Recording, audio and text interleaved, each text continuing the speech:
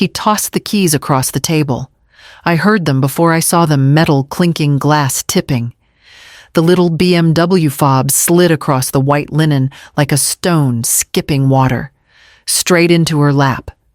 Patricia's mother caught them with one hand and smiled wide.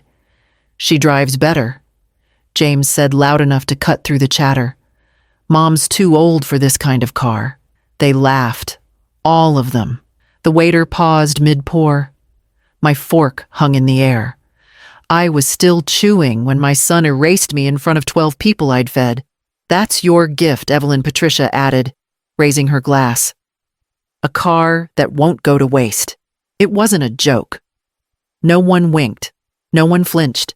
Just nods and lifted wine glasses as if this had been discussed and agreed upon without me.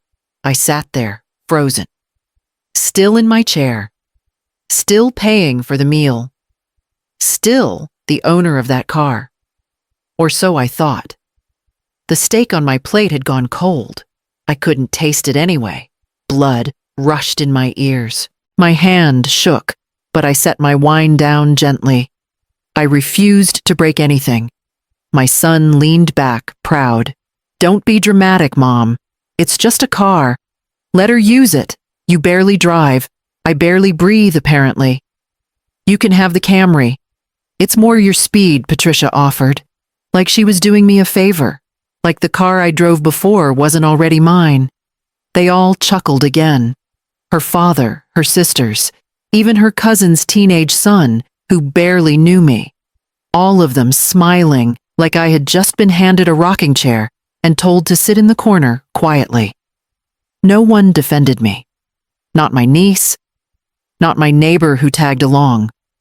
Not even James's best friend, who once called me his second mom. The shame wasn't loud. It didn't scream or cry. It sat still in my stomach and burned. I nodded. That's all I did. I nodded, dabbed the corner of my mouth with the napkin, and stood. Slowly. Without looking at any of them.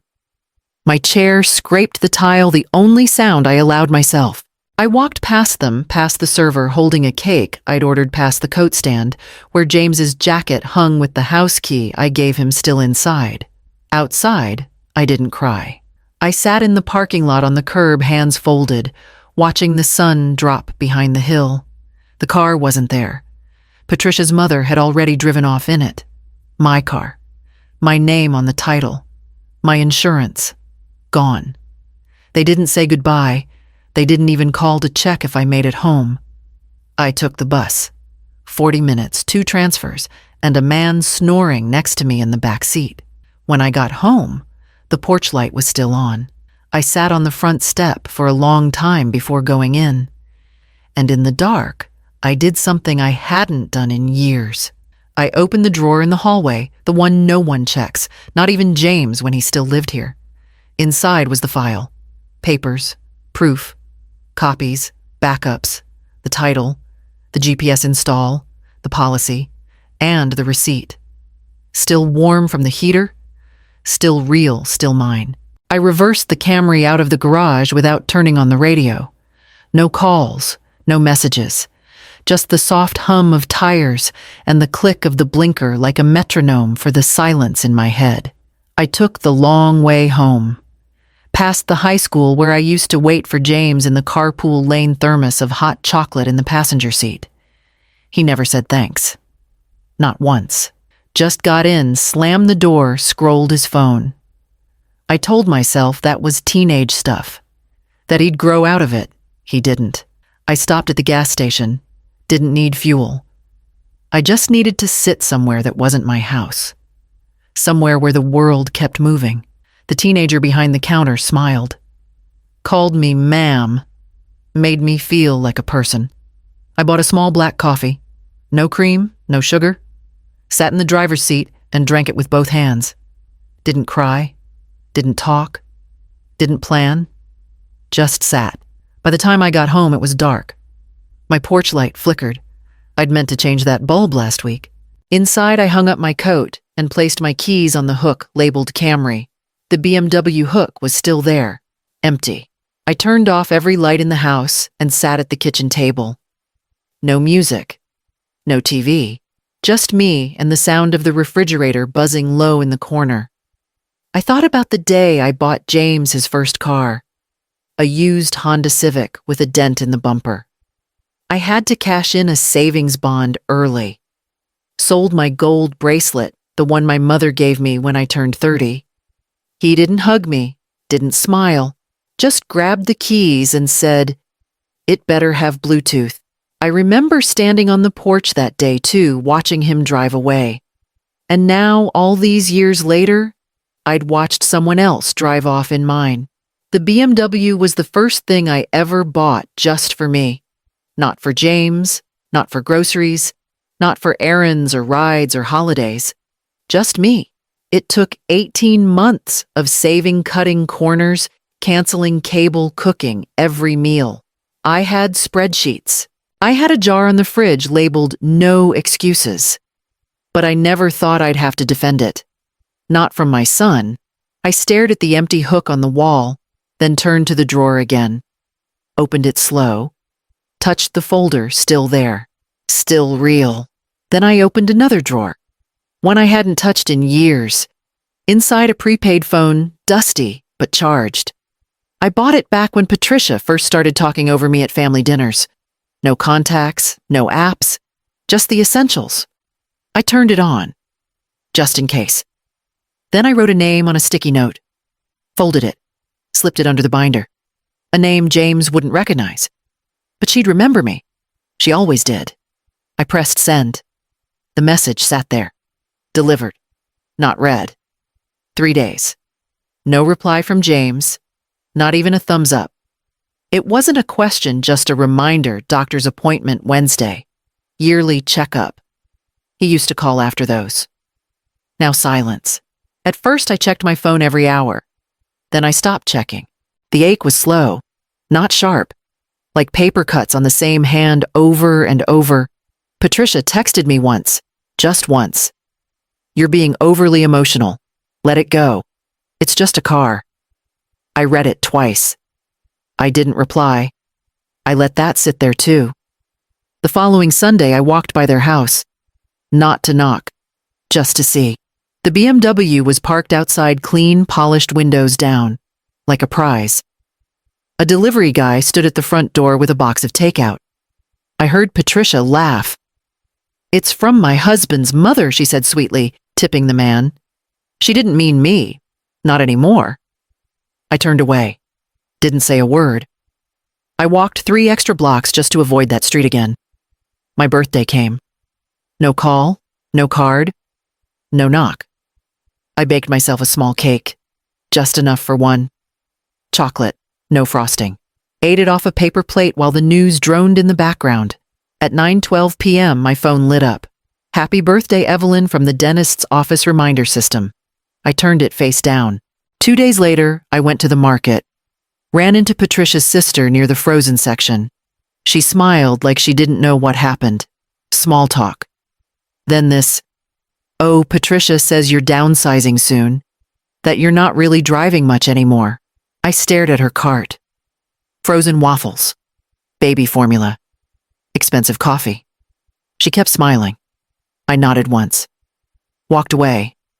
Later that week while gardening, I heard them. James and Patricia were outside on speakerphone with someone, laughing, talking fast. I didn't mean to listen, but the window was open, and her voice carried. "She's fading out anyway. You know how it is." James didn't correct her. He didn't say anything at all. Just silence, then laughter. I sat down in the dirt, hands covered in soil, knees pressed into grass. I didn't cry. I stared at the flowers. Bright, blooming, still growing, and I knew something then. They weren't waiting for me to forgive. They were waiting for me to go. To disappear, to become the soft, forgettable thing old women are supposed to become. But I wasn't done yet. That night, I made 3 copies of the binder, labeled each one. One for the bank, one for the lawyer, one for her. I opened the bank statement and saw the withdrawals. $200 here, $500 there. One for $1,000 labeled home improvement. I hadn't spent any of it. It was the old emergency fund, a shared account I opened back when James was in college just in case. I never closed it. Never thought I'd need to. I thought he forgot it existed. He hadn't. 12 withdrawals in 5 months. No warnings, no calls, just silent hands reaching into my savings. I closed the file, pushed the statement aside. My stomach didn't sink. It burned. He didn't ask. Not once. That Sunday, I dressed early. I brought over a container of lemon bars, the kind James used to love when he was 12. Still warm. Patricia opened the door halfway. Not wide. Not friendly. "Oh," she said. "We weren't expecting you." I held out the tray. She didn't take it. "We're actually having dinner with my parents tonight. Kinda last minute." James appeared behind her phone in hand. "Hey, Mom. Yeah, we've been swamped. We'll catch up soon."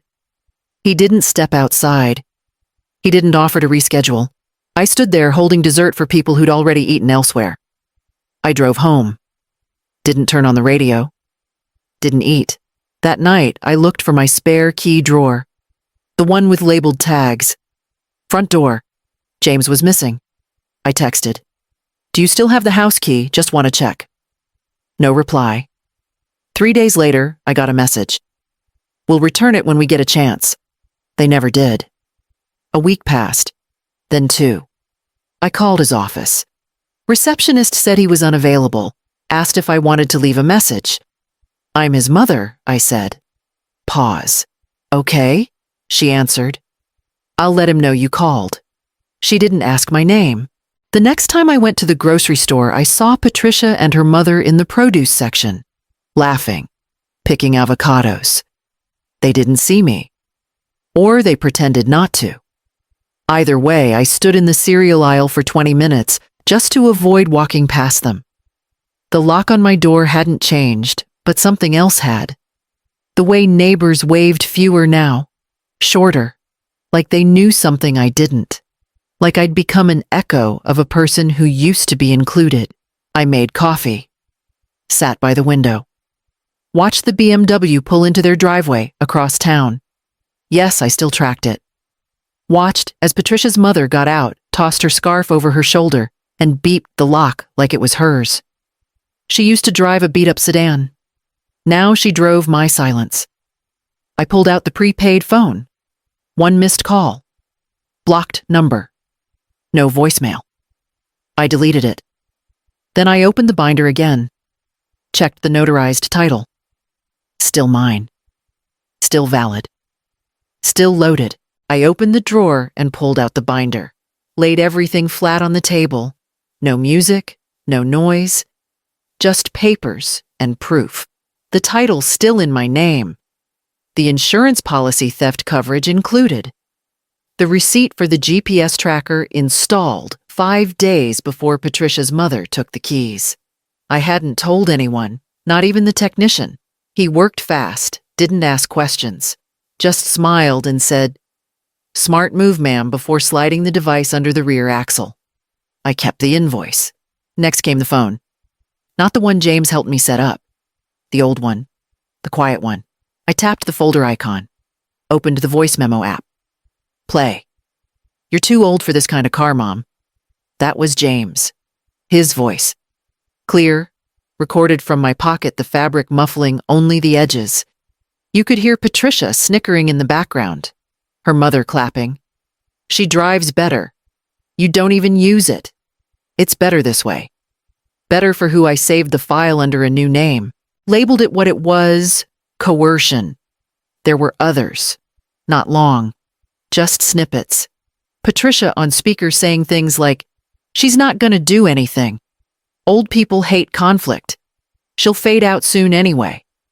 Fade out. Like I was fog. Like I could disappear without anyone noticing. But I'd been storing fog for years. Quiet things. Dismissals. Eye rolls. The way James started calling Patricia's mom Mama P, but hadn't called me anything in months. I printed copies, put them in envelopes, labeled them plain. No return address. I slipped one into the bottom drawer of my nightstand, one into the binder, one into my coat pocket. I didn't know when I'd use them, just that I would, because they forgot something. They forgot I used to handle contracts, work phones, vendor disputes. They forgot I read every word before signing anything, that I scanned documents before it was standard, that I taught James how to do it back when he still listened to me. They forgot I don't yell when I'm angry. I document. I sat with the binder open, coffee going cold.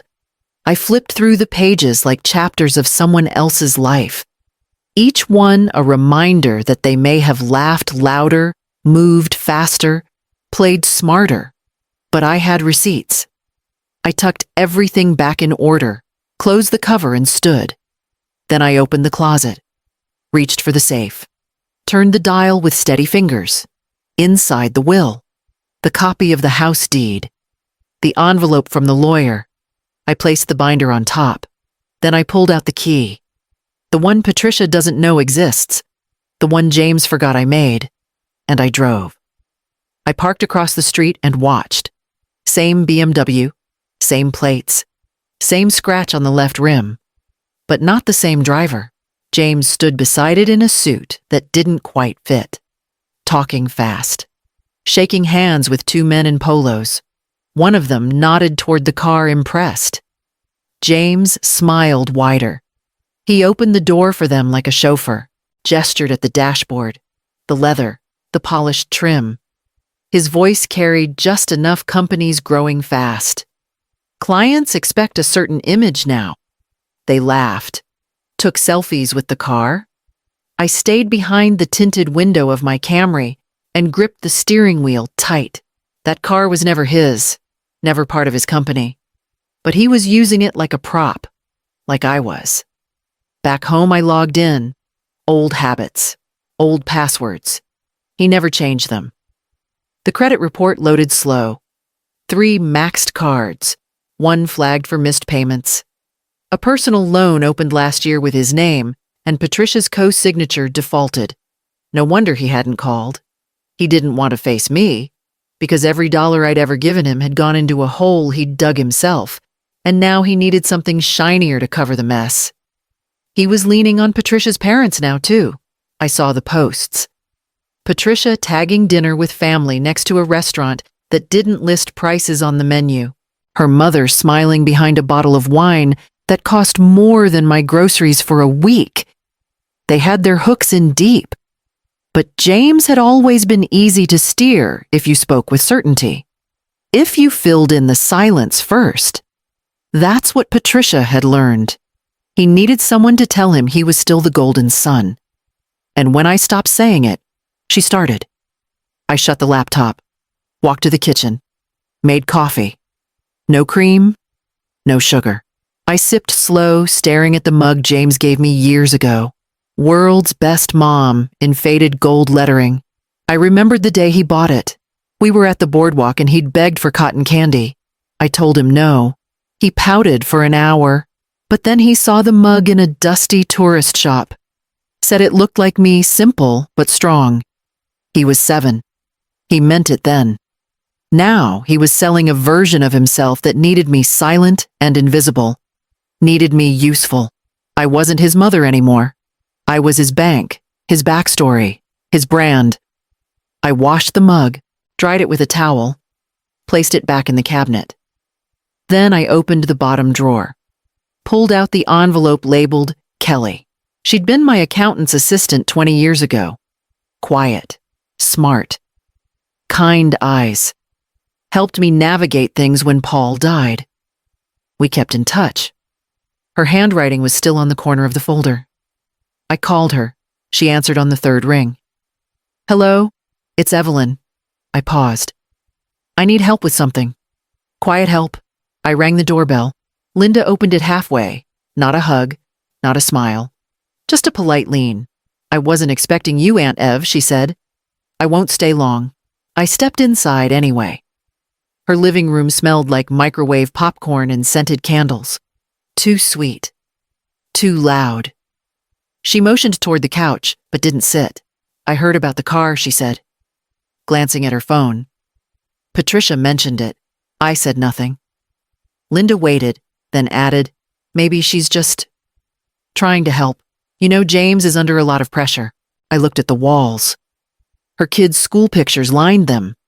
I'd helped pay for the braces on that top row. She's worried about your safety, Linda continued. And, to be honest, you haven't been yourself lately. That part landed. Not herself, not useful, not quiet enough to be convenient. I nodded once. Thanks for the input. Linda looked relieved, like I'd agreed to be the problem. I stood, smiled thin. Before I left, I glanced at the shelf by her keys. A photo of me and James. He was 10, missing teeth, clutching a trophy I'd stayed up all night to fix after he broke it. It was turned sideways. I turned it back. Walked out. On the sidewalk, I pulled out my phone, pressed stop on the recording, saved it, labeled it Niece Monday. Next stop was Marlene's, my neighbor of 16 years. She opened her blinds, saw me, and didn't answer the door. The next day, her husband waved from their porch, but didn't call me over. At the grocery store, I ran into Glenna from the church ladies group. She used to bring me muffins. Now she said, I just think Patricia's doing what any caring daughter-in-law would do. I asked her what she meant. She said, you've been forgetful. Said you almost backed into a cyclist last month. Lie. I hadn't driven anywhere that day. She kept going, and the spending. She said you gave James permission to use that emergency fund. I hadn't. I stopped replying. Started recording.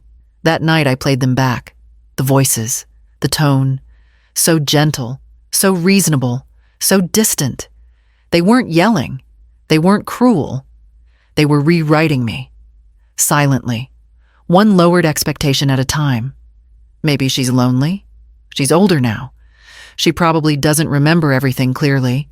Every word said with concern. Every word used to erase me. I opened the second binder, the one marked witnesses.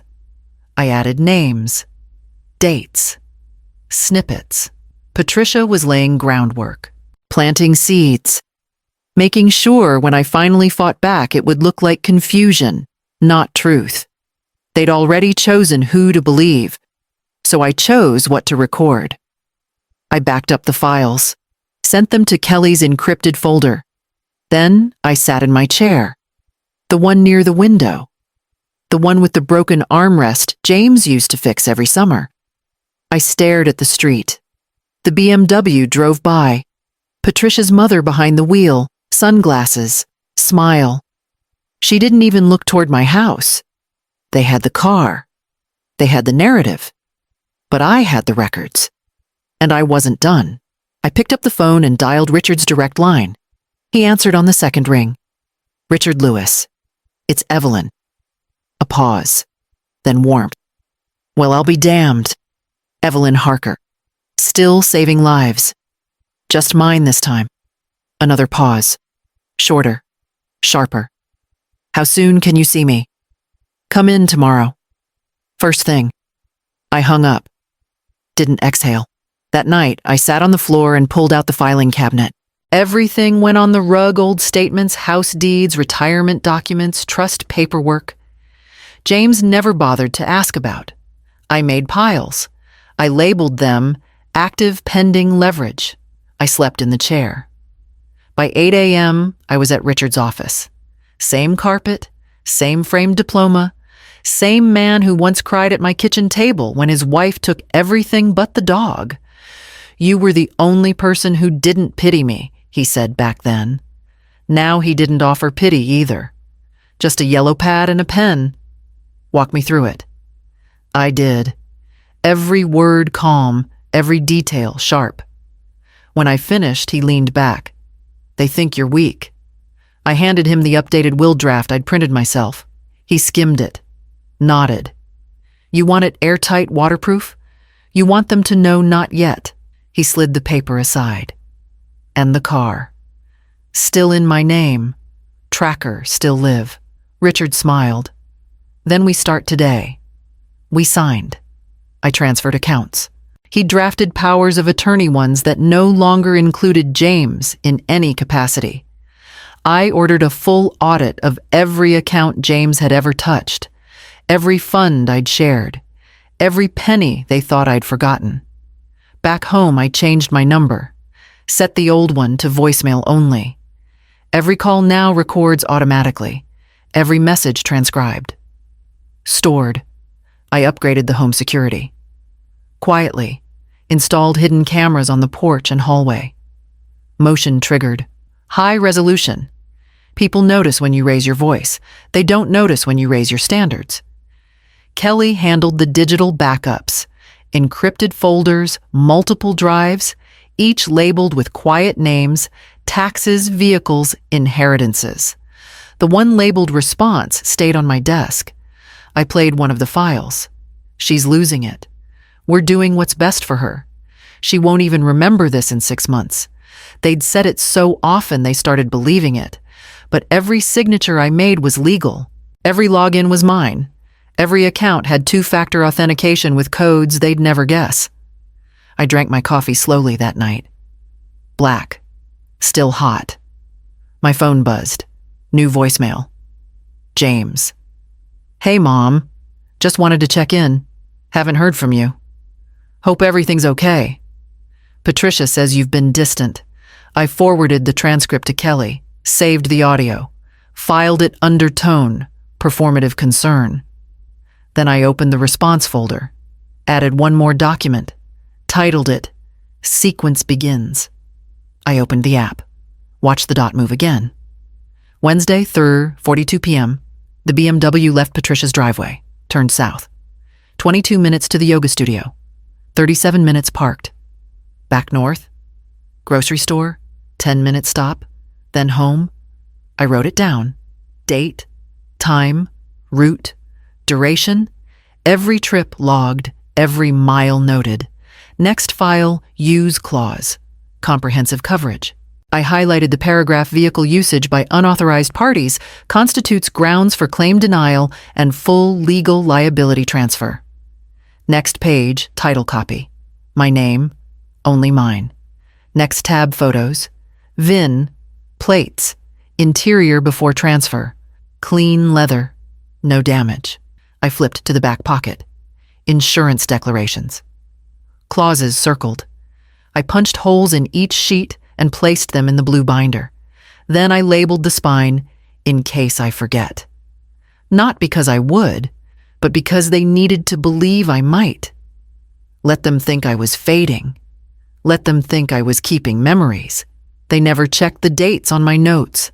They never asked what I was really printing because they were too busy posing in the car, too busy waving to neighbors like it was theirs. Patricia posted a photo on her story. Grateful. Blessed. On our way to greatness. Hashtag earned not given. I printed that too. Slipped it behind the insurance tab. It didn't matter if they deleted it later. Nothing ever truly disappears. The GPS showed another route. Thursday 11th, 18 a.m. Stop at a cafe? 25 minutes. Then the nail salon. Patricia's mother again, always behind the wheel, always smug. I watched from the armchair, coffee in one hand, pen in the other. Every mile documented, every stop recorded. I checked the camera feeds. Porch, quiet. No deliveries, no guests. James hadn't shown up in a week. Not since I stopped replying. Not since the money stopped flowing. I reached for the voice recorder, played yesterday's message. Mom, please. Can we just talk? Patricia's trying, I swear. She's the only one holding this all together. I paused it, rewound, played it again. She's the only one holding this all together. Interesting phrasing. I saved the clip under a new folder, leverage, subtle admissions. Back to the binder. I added a timeline chart. Color-coded. Red for unauthorized trips. Yellow for statements made by family. Blue for financial withdrawals. I stared at the grid. It looked like a pattern now, like a plan. To them, I was still just the aging woman who used to bake for the whole block. To me, I was the one tightening every bolt. One signature, one screenshot, one clause at a time. I zipped the binder shut, placed it in the cabinet, then reached under the desk drawer and pulled out a second, identical binder. This one labeled for the court. Both were ready, but only one would ever need to be opened. And only when the story they told no longer matched the truth I held. I highlighted the line again. Any unauthorized operation of the insured vehicle, regardless of familial relation, will be considered theft under Policy Clause 7.2. I folded the paper, slid it into an envelope, wrote the date. The clock had started. They thought they won the day they took the keys. They didn't know I'd already called my broker. Didn't know I'd paid extra $180 a year for that one clause. Didn't know I'd sat across from the agent and said, "Make sure it covers family, especially family." I checked the GPS app. The BMW was parked outside a boutique downtown, still moving, still mine. I called Richard. "It's time," I said. He knew what I meant. He didn't ask questions, only said, "I'll prep the documents." I hung up, breathed deep. No rage, no tears, just the silence of someone who stopped hoping for apology. I opened the filing cabinet, pulled the blue binder, flipped to the back. One last tab. Activation. Inside was everything Richard needed. Policy number, purchase date, VIN clause highlight. Patricia had posted another photo that morning. Front seat selfie, sunglasses, lipstick. The caption read, "Finally behind the wheel of something that fits." I saved it, dated it. She thought she was branding her rise. She was time-stamping her crime. I added it to the court binder, then called the insurer. "This is Evelyn Harker. I'd like to report unauthorized use of my vehicle." The agent asked for details. I gave dates, names, routes. She paused. "Do you have proof I have GPS logs? Social media photos, voicemail from my son, and camera footage of the keys being taken without consent." Her tone changed. "We'll open a claim immediately. Do you feel unsafe?"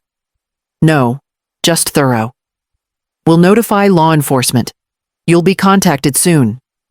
I thanked her, hung up, then pulled one last folder from the drawer, marked detonation.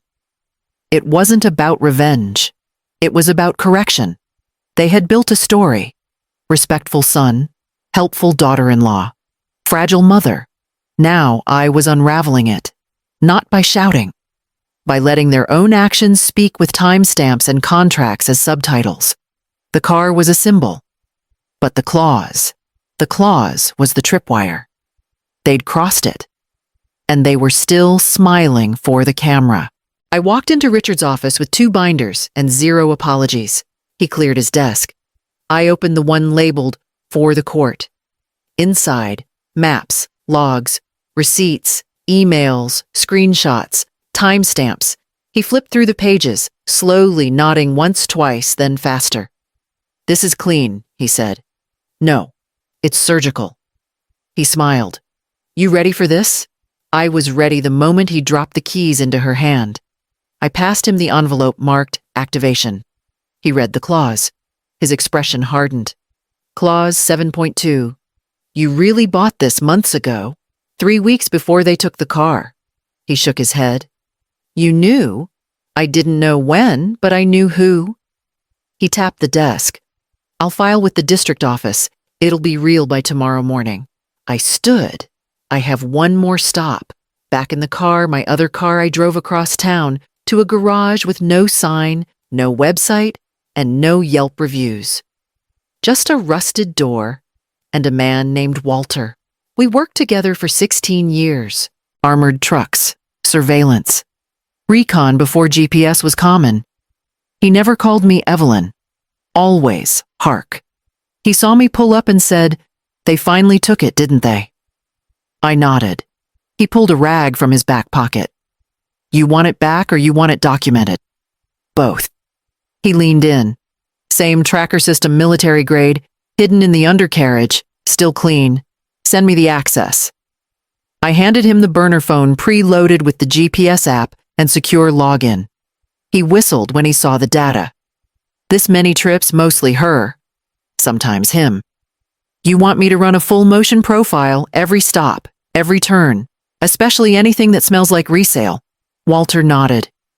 Give me 72 hours. You'll get a report thick as a tax audit. I squeezed his arm. Thank you. Don't thank me. They picked the wrong vet to steal from. That night, I emailed the local PD's non-emergency division. Subject: unauthorized use of personal vehicle, evidence enclosed. Attached: the logs, the insurance clause, the title. Everything neat, legal, sharp. By midnight, a sergeant responded. We've received your documentation. Your case has been assigned. Please await follow-up from Detective Brenner. I shut the laptop. Listened to the silence of my own home. No laughter down the hall. No footsteps sneaking in. No voices telling me I'd imagined it. Only the quiet before impact. And I had just thrown the first stone. I opened the door. Patricia stood there holding a pen and an envelope. I brought coffee, she said, too sweet. Hazelnut, your favorite. I took it, didn't sip. She followed me inside, like she owned the air. Sat down before I offered. Then slid the envelope across the table. I know this might feel sudden, she began, but James and I have been talking with a tax advisor. I waited. She adjusted her blouse, tucked her hair behind her ear. With the car in your name, there could be future liabilities, insurance, estate depreciation. She tapped the envelope. It would be simpler if we just transferred it now. We'd cover the registration fees, of course. I didn't touch it. She smiled wider. It's better for everyone, Evelyn. I looked at her. The same woman who'd laughed when James handed her the keys. The same voice that had called me overly emotional 2 weeks after my birthday was skipped. She crossed her legs, leaned in. You'd still ride in it when you want. Nothing changes. I stared. That phrase again. Nothing changes. They always said that when they were about to take something. When do you need an answer? I asked. Soon, she said. The notary's on standby. Just a quick signature. I nodded. Let me think about it. Her face flickered. She hadn't expected calm. Not from me. She thought I'd fold like paper. I held the envelope without opening it. Escorted her to the door. Didn't hug. Closed it behind her. Sat down. Pried the flap open. Inside, the title transfer form. Already filled out. Already signed by them. Just waiting for me to make it real. They'd printed my name under current owner. Left my signature line blank. But they'd written it in pen on every other line like they were sure. Like I'd already agreed. I slid it into the second binder. Labeled the new tab Presumption. Then I brewed fresh coffee, black, no sugar. Sat by the window. Watched the sun go down behind their borrowed car. And let the ask settle in my chest like fire under glass. I called Patricia. Said I'd thought it over. Said she was right. She squealed through the phone something about maturity and making space for the next generation.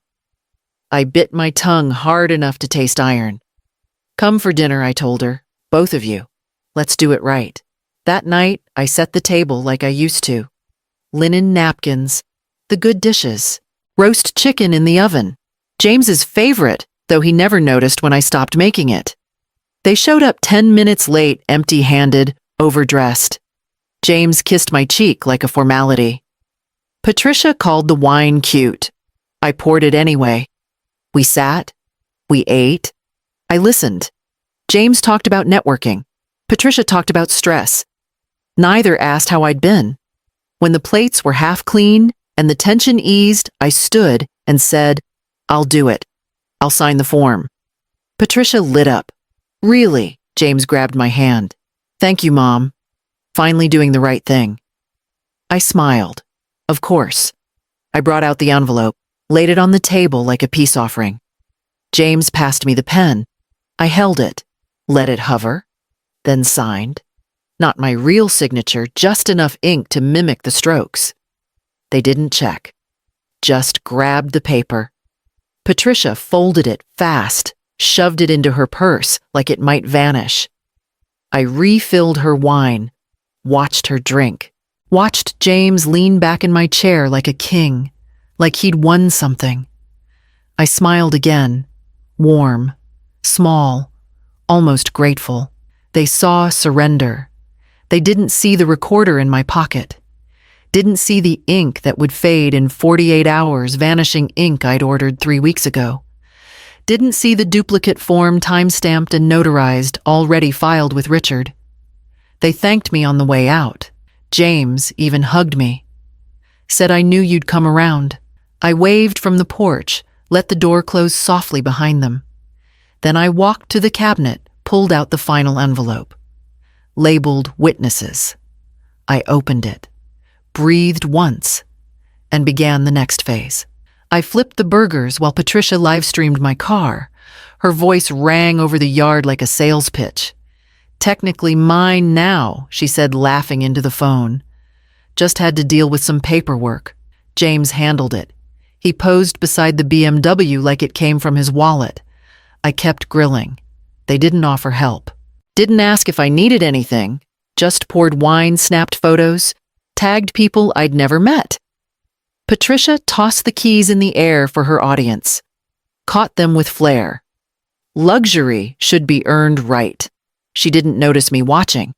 Didn't see the neighbor across the street, Mr. Levis, filming quietly from his front porch at my request. Didn't see the man beside him in a tan blazer. Detective Brenner watched every minute. They thought they were the stars. I just served the food. Hot dogs for the kids, ribs for the men, a salad no one touched. They clinked glasses while I scraped the grill. James gave a half speech.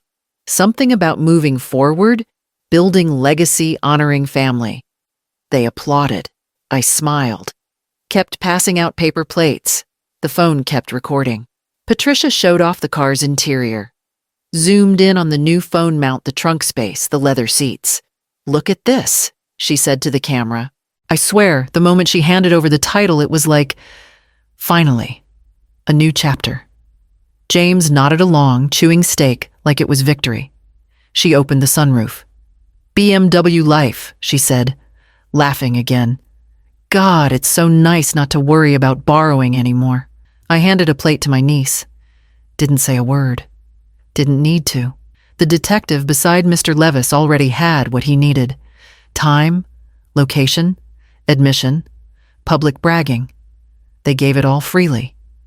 After dessert, store-bought cake half melted, James stood by the car again. Wrapped his arm around Patricia's waist. "This is what building a future looks like," he said loud enough for the camera. Everyone clapped. Patricia kissed his cheek. They didn't see me walk inside. Didn't hear the zip of the binder closing. Didn't notice the voicemail I left for Richard. "Send it now," I said. They just signed their own receipt. I walked back outside holding the blue binder. Not shaking. Not angry. Just done. James was laughing at something Patricia said, something about custom floor mats. Her phone was still pointed at the car, still streaming. I walked past them, past the grill, past the half-empty cups and stained napkins, straight to the picnic table, and dropped the binder flat in the center. The sound cut the air. Chairs shifted. Forks paused. Glasses hovered mid-air. Patricia blinked. "What's—" I opened the binder, pulled out the first copy, dropped it in front of James. Title: Still in my name, second copy. Dropped it in front of Patricia. Insurance. Covers theft, including unauthorized use by relatives. Third. Handed to my niece. Police report. Filed last week. I didn't raise my voice. Didn't have to. The air did it for me. James reached for the paper, skimmed the top line, then the second. His mouth opened closed. He looked at Patricia. She laughed, awkward, sharp. "This is a joke, right?" I turned to the guests. "You've all been watching theft in real time," I said. "You applauded it. Filmed it. Shared it." A few looked down. Some cleared their throats. My niece whispered, "Aunt Evelyn." I kept going. These documents were sent to the police this morning, along with video of James and Patricia admitting the car's theirs now. That video is time-stamped and witnessed. That car's tracked, recorded, and insured under my name. Patricia's mouth twitched. But you signed disappearing ink, I said. Legally void. Also notarized. Also recorded. She stood up fast. Her chair scraped back hard. You can't do this. You're his mother. James stood palms out. Mom, let's not blow this up. We can talk about it. I looked at him. Did you talk to me before giving my car away? His face crumpled just enough. You don't want this to go public, Patricia said lower now. It'll ruin the family. You made it public, I said. You live-streamed the crime? Gasps spread. Someone stood. A few backed away. You're bluffing, James muttered. I reached into the binder one last time, held up the receipt. GPS logs, every trip, every keyless start. No one spoke. Even the birds felt quieter. I closed the binder, turned to leave. Behind me, chairs scraped, voices rose, panic swelled. I didn't look back, just stepped inside, picked up my phone. Dialed Richard. Now, I said. They know. Patricia stormed off first. Didn't say a word, just grabbed her purse, shoved her phone into it, and walked down the driveway in her heels like the pavement owed her something. James stood frozen. The binder still sat open on the table, documents, fluttering slightly in the breeze. No one touched them.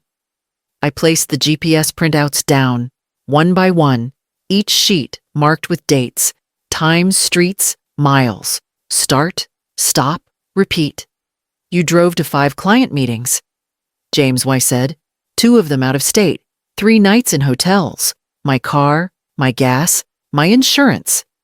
He swallowed, hands clenched. I was going to pay you back.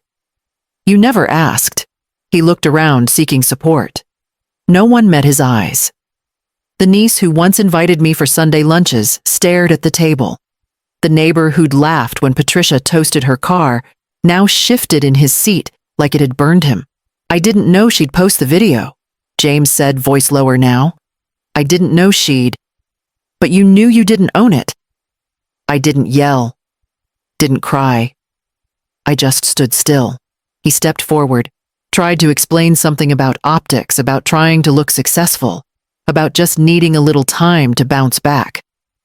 I nodded like I heard him, then slid the next printout across the table. Receipts from the gas stations, logged under my card. Total $846.21. $800 to drive my car into your lie. His face twisted. I'm your son. I'm the woman you humiliated in front of 20 people. He tried to speak again. I cut him off. You gave away what wasn't yours, bragged about it, filmed it. And now, when the paperwork doesn't fold in your favor, you say it was a misunderstanding. He ran his hand through his hair. You're blowing this up for no reason. No, I said. You blew it up the second you let Patricia toss me aside like trash. The wind picked up. No one moved. The air had shifted. Not just in the yard, but in the story. They felt it. The weight of real paper, real evidence, real consequence. I turned to the guests. You don't have to pick sides. I already did. And then I picked up the blue binder, tucked the GPS sheets inside, turned, walked back toward the house. No one followed. I sent the email at 6:42 a.m. Police report, binder scans, GPS logs, insurance contract, all attached. By 9:00. James was sitting in a cruiser, not handcuffed yet, but pale stiff, sweating through his collar. I watched from across the street, coffee in hand. No one saw me. Detective Morgan asked the questions. Calm voice, no smile. James stammered, tried charm, tried confusion, switched to victim, then silence. They took his phone. He didn't resist. The lawyer called me at noon. Charges are filed, Richard said. Unauthorized use, financial coercion, misrepresentation. I nodded. Insurance approved the freeze. The car's flagged. No sale, no transfer, no title switch. If they try anything, it triggers a fraud alert. Patricia must have sensed it. By evening, every Facebook post was gone. The champagne toast in the BMW, the live stream at the cookout, the technically mine now caption, scrubbed clean. But the screenshots were already in 4 folders, with timestamps. Shared with 2 attorneys, my banker and a local reporter who owed me a favor from a grant I once funded. I didn't respond when she texted, "Can we talk?" James didn't mean it that way. This is going too far. Too far. They filmed my car like a prize, mocked me while eating the food I paid for, stole and smiled. James tried to call. I didn't answer. Instead, I met with my accountant. Reviewed every joint asset, revoked every proxy, transferred all remaining funds to protected trusts. By the time James got home, the credit card tied to my account declined. Patricia called again. Left a voicemail this time. "You've made your point," she said. "But this is family. Don't ruin his future over a misunderstanding." I played it back. Once. Then dragged it into the evidence folder. That night, the porch light stayed on. No one knocked. Inside, I sat with the binder open beside me. The coffee was cold, but my hands weren't shaking anymore. I blocked his number. No message, no warning, just tapped and deleted. He called again from Patricia's phone. I let it ring, then blocked that too. Silence works better than speeches. By noon, I was at the bank. "Remove all secondary access," I told the teller. "Freeze the shared emergency account. Transfer everything to my name only." She hesitated. I didn't blink. "Yes, Ms. Everett." Right away. I signed the forms, shredded the old checks, walked out with new cards, new passwords, new protections. No emotion, just motion. At home, I brewed coffee, sat at the kitchen table, pulled out the old folder from the safe, the one I made when his father died. Back then, James couldn't even sign his own lease without my help. Now, he signed over my car without asking, used my name like it owed him something. I opened my online banking, canceled the autopay on his phone bill, revoked the health insurance he'd been quietly writing under my name, removed the emergency contact designation at his doctor's office, unlinked his name from every record where it didn't belong. He texted, "Why are you doing this?" I stared at the screen. Let it sit there. No reply. Just close the app. It's easy to scream and argue, easy to cry, easy to beg. But silence, that's the part they never expect. They think it means surrender. They forget. Silence is a weapon too. Patricia posted something vague, one of those half-inspirational quotes. Some people can't handle the truth when it threatens their comfort. She must have thought it was clever. I took a screenshot, filed it away. The car still sat frozen. The investigation hadn't wrapped. Their lawyer kept trying to negotiate, but my answer never changed. Nothing. They wanted a fight. I gave them a void. Even my niece called. "Aunt Evelyn, maybe just talk to them. You've made your point." I hung up before she finished. I wasn't making a point. I was closing a chapter. I opened the last envelope from Richard. Legal updates, next steps, confirmation of the asset shield we'd placed around the house. I signed, mailed it, then turned off my phone. Set it face down. In the quiet, I felt something shift, not in the air, but in me. No fear, no guilt, no need to explain, only clarity, only next steps. I sealed the envelope. No note, no signature flourish, no love mom, just paper ink law. 3 documents, nothing more. The first notice of disinheritance signed and notarized. The second termination of all joint financial authorizations with a complete record of withdrawals and a certified audit attached. The third confirmation from my attorney that my estate, my assets, and my power of attorney had been reassigned elsewhere. Irrevocable. No emotion, no commentary, just finality. I slid the letter into the mailbox myself, watched it drop, let it go. No fanfare, no last look. I walked back to the house, locked the front door, sat down with my coffee. I didn't shake. I didn't cry. I didn't wait. The next morning, my lawyer confirmed delivery. Signature required. James had signed. 3 hours later, my phone lit up again. Calls, texts, voicemails. Blocked. All of it. He called from another number. Said my name like it still meant something to him. Left a voicemail. I didn't mean for it to go this far. Patricia said she thought... I deleted it mid-sentence. They thought wrong. They thought I'd always fold. That I'd always answer. That motherhood meant lifetime immunity. It didn't. I poured another cup, reached into the drawer, pulled out the copy of the letter I'd sent. Read it again, not because I doubted, but because it felt clean. 3 pages. 3 signatures. 3 doors closed. I called Richard. Everything finalized. Yes, he said. No ties left, no loopholes, no access. Good. He paused. Do you want to leave a clause open? In case no. He understood. Later that evening, I pulled out an old photograph. James at 16, covered in grease, smiling next to the first car we rebuilt together, my hands on his shoulders, his on the hood. He hadn't smiled like that in years. I didn't tear the photo. I didn't frame it either. Just slid it into a box marked closed, set it on the shelf, took a breath. Tomorrow, I'd change the locks. I brewed the coffee slow, let the hiss fill the kitchen. No phone, no knocks, no voices rising in other rooms.